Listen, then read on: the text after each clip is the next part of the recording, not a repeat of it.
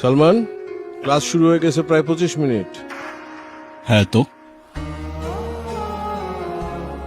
এত লেট করে আসলে যে? একটু কাজ ছিল স্যার। আর লেট হলে কি হয়েছে? আপনার ক্লাস তো ক্লাসের মধ্যেই চলতেছে, রাইট? কোনো প্রবলেম? না, ঠিক আছে, বসো।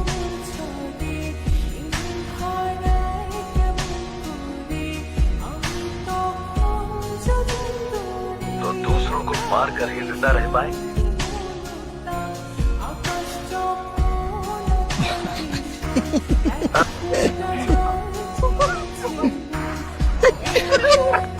আজকে পুরা সিনেমা দেখে ক্লাসরুম থেকে যাবো। ফোনটা বন্ধ করে। এটা ক্লাসরুম, সিনেমা হল না। কে তুমি? আর কাকে কি বলতেছো তোমার কোনো আইডিয়া আছে? মেজাজ খারাপ করো না, যাও। আমি কাউকে ভয় পাই না, আর সবাই চুপ থাকলেও আমি চুপ থাকবো না।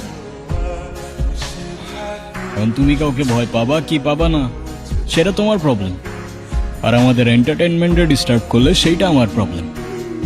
আর আমার প্রবলেম হলে সেইটা এই ক্যাম্পাসের সবার গলার কাটা হয়ে যায়।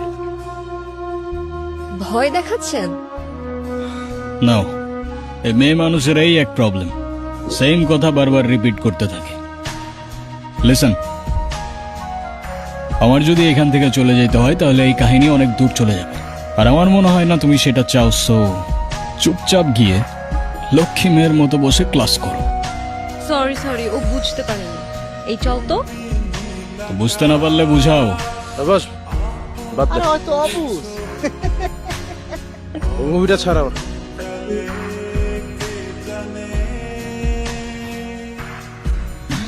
সালমান, হ্যাঁ পাপা।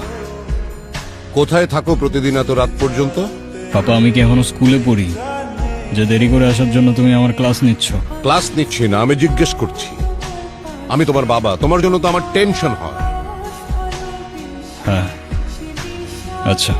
আচ্ছা মানে কি? তুমি আজকে ভার্সিটিতে কি করেছো? আমি আবার কি করলাম? আমি আবার কি করলাম মানে? তুমি ভার্সিটিতে একটা ছেলের গায়ে হাত তোলনি? ও আচ্ছা, এই ম্যাটার। আর ওই ছেলেটা কি করছে সেটা শোনো নাই? সব শুনেছি, কিন্তু তাই বলে তুমি তার গায়ে হাত দেবে? তো আমি আর কি করব পাপা? হাতে চুরি পরে বসে থাকবো? আমি সে কথা বলিনি, কিন্তু তুমি কেন তার গায়ে হাত তুলে হাত নোংরা করবে? আমি আছি না? এরপরে এমন কিছু হলে তুমি আমাকে আগে বলবে, বুঝেছো? ওকে পাপা।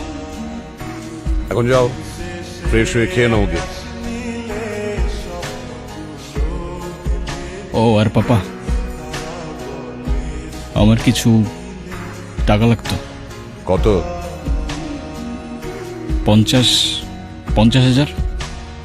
কত? 50,000 হলেই চলবে। ঠিক আছে, তোমার অ্যাকাউন্টে আমি কালকে পাঠিয়ে দেবো। Thank you papa.